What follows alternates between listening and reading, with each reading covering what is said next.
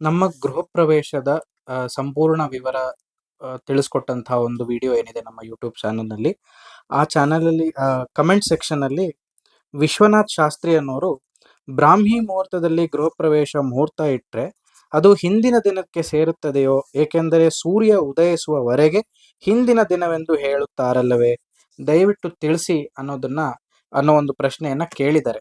ಸೂರ್ಯ ಉದಯದಿಂದ ನಮಗೆ ದಿನ ಲೆಕ್ಕವೋ ಅಥವಾ ಹಿಂದಿನ ದಿನ ರಾತ್ರಿ ಇಂಗ್ಲಿಷ್ನವ್ರ ತರ 12 ಗಂಟೆಯಿಂದ ದಿನ ಲೆಕ್ಕವೋ, ಈ ವಿಚಾರವಾಗಿ ಶಾಸ್ತ್ರ ಏನು ಹೇಳುತ್ತೆ ಅನ್ನೋದನ್ನ ದಯವಿಟ್ಟು ತಿಳಿಸ್ಕೊಡಿ ಸರ್.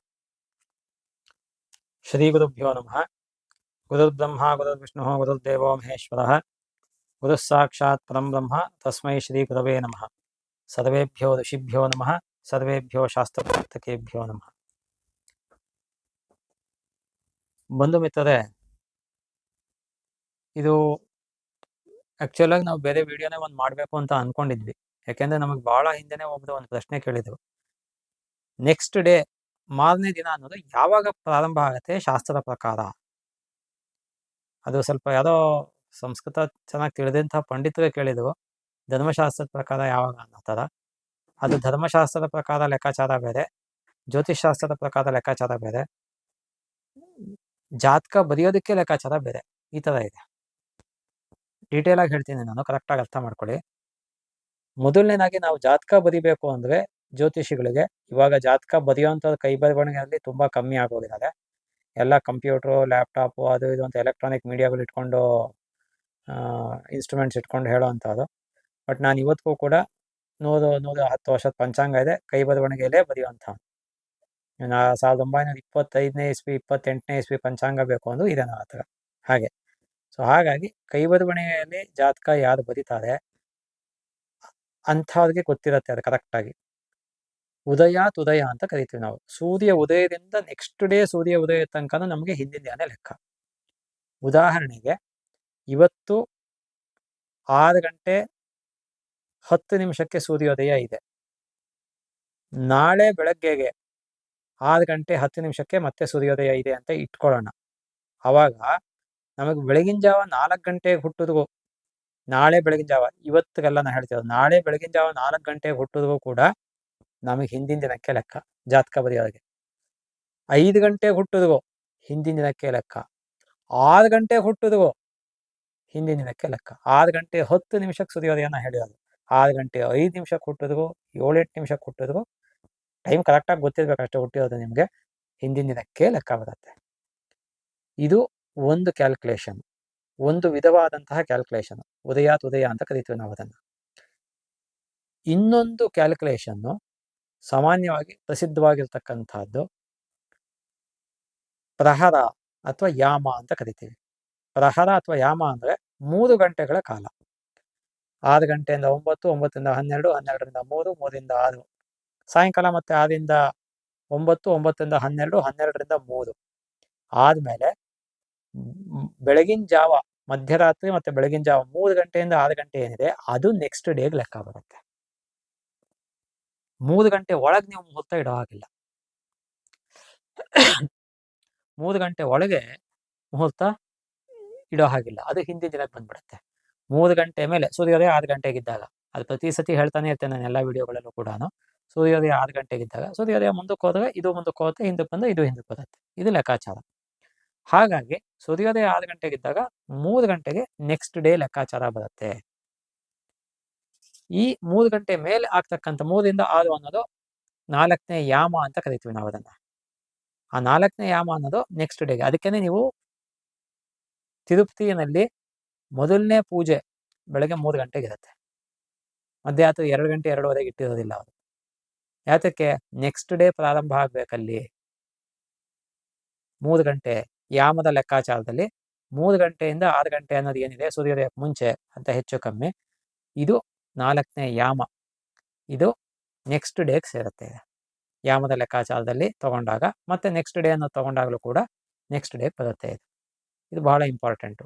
ನಾವು ಬ್ರಾಹ್ಮಿ ಮುಹೂರ್ತ ಅನ್ನೋವಾಗ ತುಂಬ ಜನಕ್ಕೆ ಗೊತ್ತಿಲ್ಲ, ನಾನು ತುಂಬ ವಿಡಿಯೋಗಳಲ್ಲಿ ಹೇಳ್ತಾನೇ ಇರ್ತೀನಿ. ನಾನು ಸೂರ್ಯೋದಯಕ್ಕೆ ಹಿಂದೆ 48 ನಿಮಿಷ ಬ್ರಾಹ್ಮ ಮುಹೂರ್ತ ಆ್ಯಕ್ಚುಲಿ. ಅದು ಬ್ರಾಹ್ಮಿ ಮುಹೂರ್ತ ಅಂತ ಹೇಳೋದು ಬಂದ್ಬಿಟ್ಟಿದೆ ಆಡು ಭಾಷೆಯಲ್ಲಿ. ಬ್ರಾಹ್ಮ ಮುಹೂರ್ತ ಅದು ಆ್ಯಕ್ಚುಲಾಗಿ ಕರೆಕ್ಟ್ ಸಂಸ್ಕೃತ ಪದ ಹೇಳಬೇಕು ಅಂದರೆ ಬ್ರಾಹ್ಮ ಮುಹೂರ್ತ. ಕೆಲವು ಬ್ರಹ್ಮ ಮುಹೂರ್ತ ಅಂತಲೂ ಕರೀತಾರೆ. ಅದು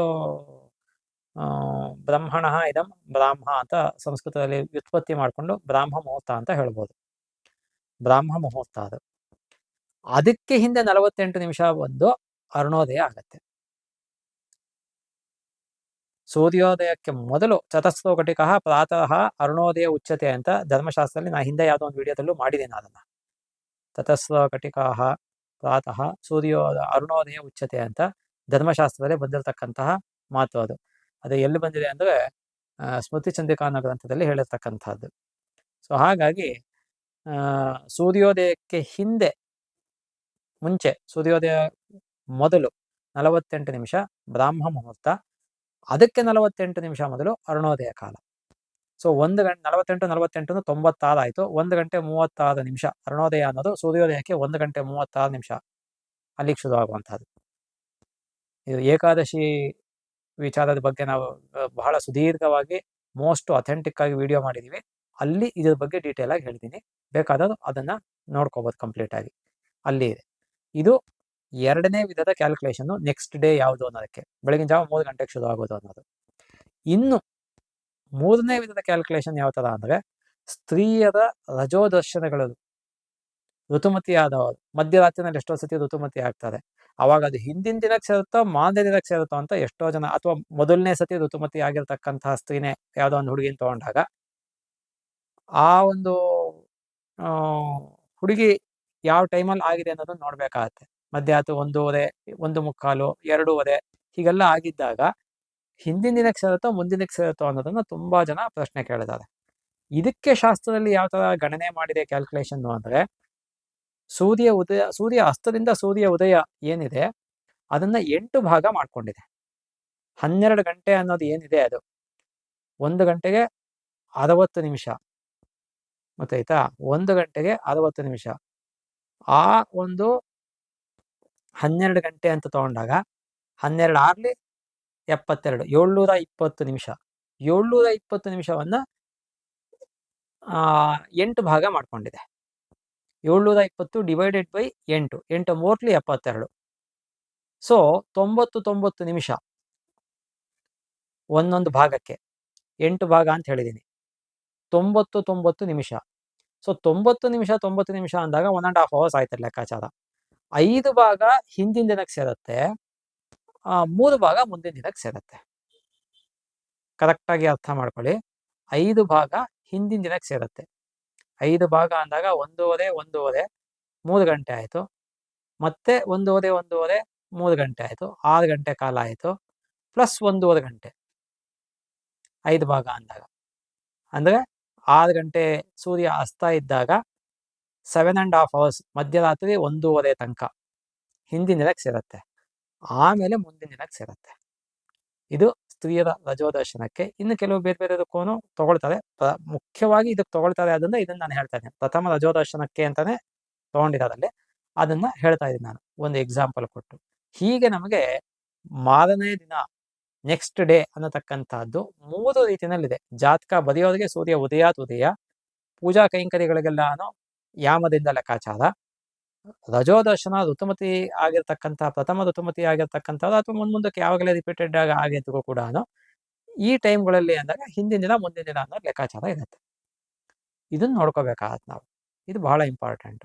ಹಾಗಾಗಿ ಅವ್ರು ಯಾರೋ ಕೇಳಿರ್ತಕ್ಕಂತಹ ಪ್ರಶ್ನೆಗೆ ಶಾಸ್ತ್ರಬದ್ಧವಾಗಿ ಉತ್ತರವನ್ನ ಕೊಟ್ಟಿದ್ದೀವಿ.